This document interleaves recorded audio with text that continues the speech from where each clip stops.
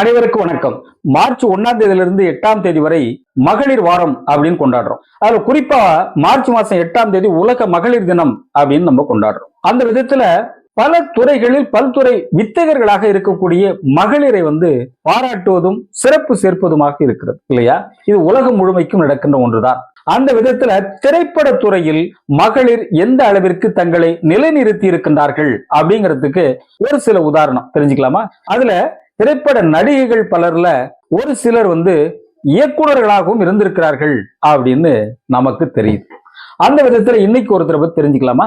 1968 வெளிவந்த திரைப்படம் ஜீவனாம்சம் என்ற திரைப்படம். இந்த திரைப்படத்தின் மூலம் திரைத்துறைக்கு வந்தவர் திரைப்பட நடிகர் லட்சுமி அவர்கள். பல திரைப்படங்கள்ல நடிச்சிருக்காங்க. பல்வேறு முன்னணி கதாநாயகர்களோடு அவருடைய நடிப்பை நாம பார்த்திருப்போம். அது மட்டுமல்ல, அவருடைய நடிப்பும் வசனமும் உணர்ச்சி பூர்வமா இருக்கும். அந்த அளவிற்கு அந்த கதாபாத்திரத்தோடு ஒன்றி நடித்திருப்பார் இல்லையா?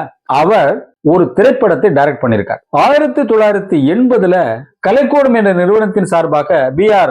கோவிந்தராஜன், S. துரைசாமி இவர்களுடைய தயாரிப்பில் லட்சுமி அவர்கள் மழலை பட்டாளம் என்ற ஒரு திரைப்படத்தை இயக்கி இருக்கின்றார். விஷ்ணுவர்தன், பூர்ண விஸ்வநாதன், அசோக், சுமித்ரா மற்றும் பலர் நடித்திருக்கின்றார்கள். இதுல கதாநாயகன் மனைவியை இழந்தவர், 5 குழந்தைகள் அவருக்கு. கதாநாயகி தன்னுடைய சகோதரியின் குழந்தைகள் 5 பேர். இந்த 10 மழலை பட்டாளங்களும் அடிக்கின்ற லூட்டி தான் இந்த படத்திற்கு ஒரு ஹைலைட். அது மட்டுமல்ல, பாடுகளும் சிறப்பாக அந்த காலத்தில் இருந்தது அப்படின்னு தான் சொல்லணும். இன்னைக்கு வரைக்கும் அந்த பாடுகள் ரொம்ப சூப்பர் ஹிட் சாங் அப்படின்னு சொல்லலாம். அதுல தள்ளு மாடல் வண்டி இது தள்ளி விடப்பா, என்ன விலை ஏறி போச்சு, மாட்ட பூட்டப்பா அப்படிங்கிற பாடல் இன்று வரை அது பொருத்தமானதாக இருக்கிறது அப்படின்னு தானே சொல்லணும் இல்லையா?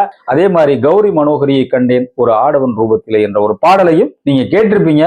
வெகு சிறப்பான பாடல். M.S. விஸ்வநாதன் அவருடைய இசை. இந்த திரைப்படம் ரொம்ப சிறப்பாகவே அந்த காலத்துல ஓடிச்சு. ஆக பல துறைகளில் தங்களை நிலைநிறுத்திக் கொள்வதில் திரைப்பட நடிகையாக இருக்கின்ற சிலரும் படங்களை இயக்கி இருக்கின்றார்கள். அந்த வரிசையில லட்சுமி அவர்களும் ஒரு திரைப்படத்தை இயக்கி இருக்கின்றார் என்ற வரிசையில் அவரும் ஒரு இயக்குனராக இருக்கின்றார். நம்முடைய நிகழ்ச்சியை லைக் பண்ணுங்க, ஷேர் பண்ணுங்க, சப்ஸ்கிரைப் பண்ணி பாருங்க. மீண்டும் சந்திப்போம். அதுவரை உங்களிடமிருந்து அன்பு வணக்கம் கூறி விடைபெறுகின்றேன். நான் உங்கள் அன்பின் மாங்குடி கே. முத்தமிழ் செல்வன். வணக்கம் நண்பர்களே.